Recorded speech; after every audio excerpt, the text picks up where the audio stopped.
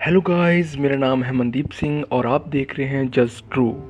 आज की इस वीडियो में हम डिस्कस करेंगे कुछ ऐसे प्रश्नों के बारे में जो सदियों से रहस्य बने हुए हैं और यही प्रश्न भविष्य में भी रहस्य बने रहेंगे। दोस्तों, अगर अब तक आपने हमारे चैनल को सब्सक्राइब नहीं किया तो प्लीज़ इसे सब्सक्राइब कर लीजिए। हम दिन ब दिन ऐसी नॉलेज की वीडियो डालते रहेंगे। तो बिना समय गवाए शुरू करते हैं। हमारे भारत देश में कई किस्म के धर्म पाए जाते हैं और हमारे भारत देश की जनता सदियों से इन धर्मों से जुड़ी हुई है। अगर बात करें धर्म के ठेकेदारों की, तो कुछ धर्म के ठेकेदार हमें किसी और ही भगवान के दर्शन कराने में लगे हुए हैं। अब बात करते हैं भगवान की मौजूदगी के बारे में। अगर कॉमन सेंस की बात करें तो लगता है कि भगवान है, लेकिन जैसे ही हम इस दुनिया को विज्ञान की नज़र से देखते हैं तो लगता है कि भगवान जैसी कोई चीज़ ही नहीं। दोस्तों, मैं आपको साइंटिफिक तरीके से भगवान की मौजूदगी के बारे में बताने की कोशिश करूंगा, तो प्लीज़ वीडियो को पूरे एंड तक ज़रूर देखिए ताकि आप पूरा समझ सकें। हम अपने आसपास जो भी चीज़ें देखते हैं, जैसे मोबाइल फ़ोन, कंप्यूटर, घर, एयरप्लेन, रोबोट्स, बड़ी बड़ी इमारतें, इलेक्ट्रिक बल्ब, ताजमहल आदि, ये एक ना ख़त्म होने वाली लिस्ट है। इन सब का आविष्कार अपने आप तो नहीं हुआ, बल्कि इन सब को बनाने के पीछे हम इंसानों का हाथ है। हमारे वैज्ञानिकों ने कड़ी मेहनत करने के बाद इन सफलताओं को हासिल किया है। अब बात करते हैं उन चीज़ों के बारे में जो इंसान ने नहीं बनाई, जैसे पेड़ पौधे, पहाड़, नदियाँ, सागर, हवा, पृथ्वी, जानवर और हम इंसान खुद। क्या इतनी सुंदर प्रकृति का निर्माण अपने आप हो गया, या इसे बनाने के पीछे किसी बुद्धिमान प्राणी का हाथ है? हम इतनी बड़ी प्रकृति की बात करने से पहले अपने यानी ह्यूमन बॉडी की ही बात कर लेते हैं।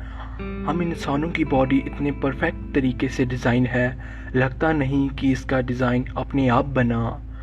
हमारा दिल जो ब्लड को पूरी बॉडी में पंप करता रहता है, हमारी आँखें जिसकी मदद से हम हर चीज़ को परफेक्ट तरीके से देख पाते हैं, हमारा दिमाग जो पूरी बॉडी के फंक्शंस को कंट्रोल करता है। ह्यूमन बॉडी का निर्माण आखिर इतने अच्छे तरीके से किसने किया? भाई, समझ नहीं आता कि हम कुदरत के लिए बने हैं या कुदरत हमारे लिए, या फिर ये वैसे ही एक वहम है। पृथ्वी पर तो कितनी ही अनगिनत प्रजातियां मौजूद हैं, इन सब को इतने परफेक्ट तरीके से आखिर किसने बनाया? मॉडर्न साइंटिफिक रिसर्च से पता चलता है कि ब्रह्मांड एक परफेक्ट कर्म में मैथमेटिकल बना है। ऐसा लगता है कि किसी ने पहले से ही मैथमेटिकली इसके कर्म को निश्चित कर रखा है। इस ब्रह्मांड में कोई भी चीज़ डिसऑर्डर में नहीं है। क्या ये ब्रह्मांड एक परफेक्ट तरीके से अपने आप बन गया? आज हम पृथ्वी पर इतनी सुंदर प्रकृति और जीवन को देखते हैं। इसका वजूद बिल्कुल भी ना होता अगर पृथ्वी अपने धुरे के आसपास थोड़ी और तेज या थोड़ी और धीमी घूमती, क्योंकि धीमी घूमने पर दिन के समय तापमान बहुत ज़्यादा होता और रात के समय तापमान कम हो जाता। तेज़ घूमने पर तूफान, चक्रवात आदि बढ़ जाते। अगर पृथ्वी का साइज़ बड़ा होता तो इस पर फ्री हाइड्रोजन जम जाती और फ्री हाइड्रोजन बनने से इस पर जीवन इम्पॉसिबल था। अगर पृथ्वी का साइज़ और छोटा होता तो इस पर एटमॉस्फेयर नहीं बन सकता था। अगर पृथ्वी सूर्य से और दूर होती तो ये बेहद ठंडी होती और जम जाती।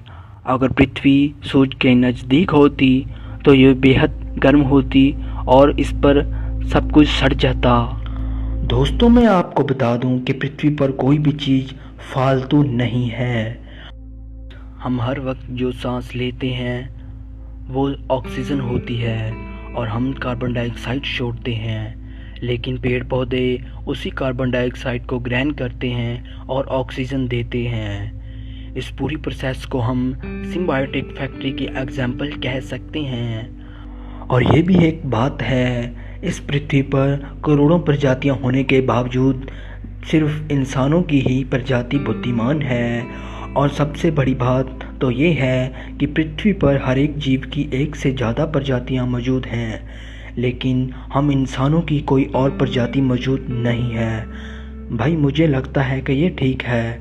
अगर इंसानों की कोई और प्रजाति होती तो फिर इंसानों ने कौन सा झंडे गाड़ देने थे, करना तो कुदरत का नुकसान ही था। अब हम आते हैं अपने सवाल पर, क्या भगवान है? क्या भगवान की मौजूदगी है? या भगवान कहाँ है और भगवान कौन है?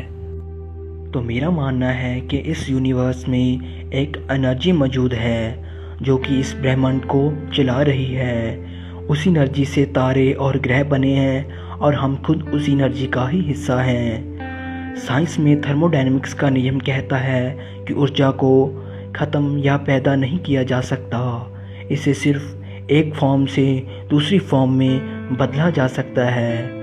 हमारी बॉडी एक ऊर्जा है। आप इस वीडियो को जिस डिवाइस में देख रहे हो वो भी एक ऊर्जा है। आप इस समय जो मेरी आवाज़ को सुन पा रहे हो ये भी एक ऊर्जा है। फ़र्क सिर्फ इतना है कि ये ऊर्जा अलग अलग रूपों में मौजूद है। अब आखिरी सवाल मैं आपसे पूछता हूँ, क्या अब आप इस ऊर्जा को नकार सकते हो? क्या आप इस ऊर्जा को नष्ट कर सकते हो? दोस्तों मुझे उम्मीद है कि ये जानकारी आपको पसंद आई होगी, तो प्लीज़ इस वीडियो को लाइक और शेयर करना मत भूलिए और साथ ही साथ इस चैनल को सब्सक्राइब करना भी मत भूलना। मैं अगली बार आऊँगा एक नई इन्फॉर्मेटिव वीडियो के साथ। तब तक के लिए सीखिए और देखते रहिए जस्ट